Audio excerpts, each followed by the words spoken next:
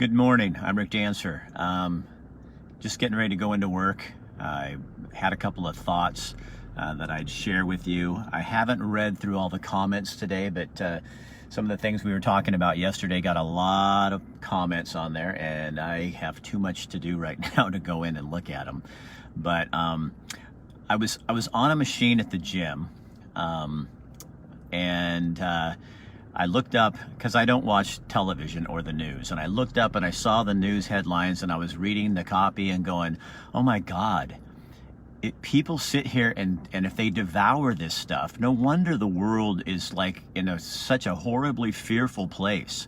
And I just, I think I just can't go there. I can't do that. I can't sit there and live my life in fear. I think it feels like the world is on hold, and it doesn't have to be. Hey, Zach, how you doing, buddy? I'm just not going to go that direction. I keep getting people telling me to follow the science, but I'm listening to other science and hearing other information. And so I think we all just need to take a deep breath and get some consistency out here. Hi, Ann. And focus on something better. What can you do for somebody today? How can you help somebody? I just trying to stay away from arguments online because it's just not going to do any good. And we're the most divisive country. Every other country in the world, it seems, is according to what I'm hearing, is sending their kids back to school. And here in the United States, we're trying to figure out if we're going to send our kids back to school. At some point, we have to get back to normal. And I'm going to go back to normal as I can. Does that mean, yes, I'm having my mask. So when I walk, the governor has issued a mandate. Whether I agree or not, it doesn't matter. It doesn't matter what I agree with. It means I'm doing this to abide by the rule. But at some point you can get pushed to a point where you don't do it anymore.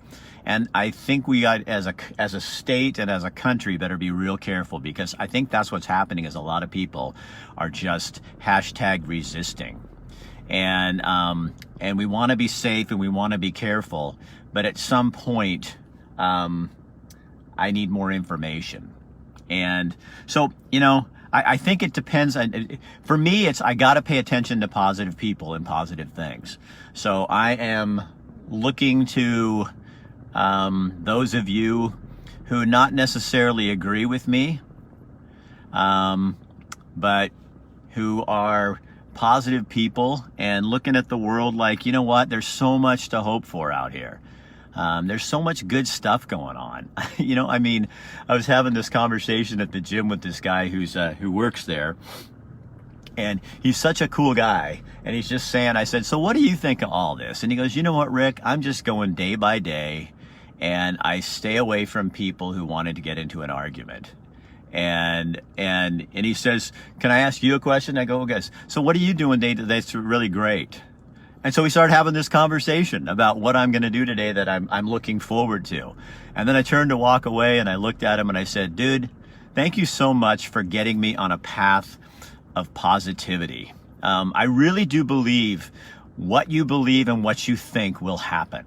So if you think the world's going to go to hell, and that this virus is going to kill everybody, and that the state's going to have to close down again, then that's the reality of what's going to happen. If you in turn believe that things are getting better, that things can be normal again, there can be a normal. Everybody keeps going the new normal. I am not wearing a mask for the rest of my life. Not going to happen. This is not going to change my life that way. I will do it in the short term because I am trying to do what some people feel is the right thing. I got to be true to myself too. You know what? That's what I think some people just don't understand. I can still do what I'm told to do by the government, even if I think it's bullshit. But that doesn't mean I have to say that that I have to buy the message or the public relations move of the day, because I don't. But I can still act responsibly according to the current standard of responsibility. And that's what we got to do. Just put on the damn mask, do the thing that they ask you to do. And at a point, they're going to have to stop pushing this or it's going to backfire. And we haven't, for me, that hasn't reached that point yet. Maybe some of you it has, but it's going to get close. So I hope that people are safe. I hope that we can get some consistency and make sure that everyone is not meeting in groups over 10. Everyone. So that means to me, I don't care what the rule says. That means that there are no meetings, churches, councils, protesters, nothing over 10 people. Because if we're going to get this thing under control, then we need everybody. Because if we're all in this together, then God dang it, let's all get in this together. But right now, we say we're all into this together, but there's different standards for different groups. And if this truly is a pandemic, and if this truly is something that's really, really dangerous, then I would think all of us need to be on board with whatever it is that we're doing. And right now, as of today, it's 10, no groups over 10 people. So I think that there should be a standard set for all of us. That's protesters, that's church meetings, that's family meetings, all of us. If we're going to do this, if we are in this together and we're going to do this together,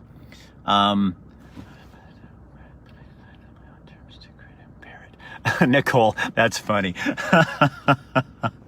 I hate going against my conscience. I know, but you know what? Sometimes you just do it because it's the right thing to do. Now, I'm not saying if this keeps going and keep pushing and pushing and pushing and pushing, there's not going to be a place where I push too hard, where pushing back is going to be what's going to happen, because we're going to get close to that. And it's going to be a different level for every person. But I think at this point, I'm okay with what's going on, as long as that standard is put to everyone. I don't want special exemptions for churches. I don't want special exemptions for protesters. I don't want special exemptions for any kind of meeting, whatever it is. If this is a dangerous virus and we are the ones spreading it, then we need to protect everyone. And that means everyone. So that's called consistency. And that's what we need in this ruling. If the governor does not get more consistent with what she is doing, she's going to lose a lot of people. And if the real motivation here is to stop the pandemic, then I would think that no matter what is happening, that you would take those strong steps and make sure that everybody is abiding by the same mandate. If it's willy-nilly for some and willy-nilly for somebody else, then the problem I have is that you're not taking it serious. You're asking me, Governor Brown, to take this seriously, but to me, you're not taking it seriously because you're only focusing on certain groups. And I think it needs to be all of us together.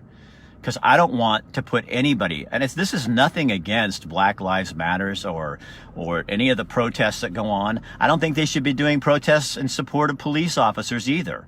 That's getting a whole bunch of people out there, and if this is dangerous, see what it does to me is it tells me it's not dangerous, because it tells me, if it's dangerous, I want to control some people, but I don't want to put this all out there. And that's a bad message to have out there. So what we need to be doing, I think, as a community, as a state, is having a standard and saying, you know what? Everybody's got to abide by this. And this isn't to take anyone's rights away, well, it does. It takes everyone's rights away. But that doesn't seem to be really that important to people in Oregon right now. And that is a whole nother discussion, which I would love to have with you sometime. Because in any negotiation, once you give something away, you never get it back. And that's my greatest concern right now, is fear. Fear is running us. And so what are you going to do today? I'm not going to fear. I'm not going to be afraid of anything. I'm not afraid of repercussions. I'm not afraid of people that don't like it. Thank you, Vicky. I'm I'm more afraid of losing my voice and not having the ability to speak honestly and openly and being real than I am anything else. And if that loses people, if that puts me in a bad place with some, tough shit. You know what? We had a woman on here yesterday, and people were getting kind of mean with her, and she was, kind of against my position. We were kind of going back and forth, and I finally just had to tell people, stop, let her talk. This is not, I want Nicole in this conversation. Leave her alone. Let her talk. And we never did agree, but that's not what the point of this thing is. The point is not to agree, it's to have the conversation. And if we can't talk as a bunch of Oregonians, we are in deep shit. And I think sometimes it's when you divide, you can conquer. And I'm done being divided. I'm going to join forces with those who want to seek the truth, with those who are looking for consistency. And it doesn't mean I have to believe any of this is true.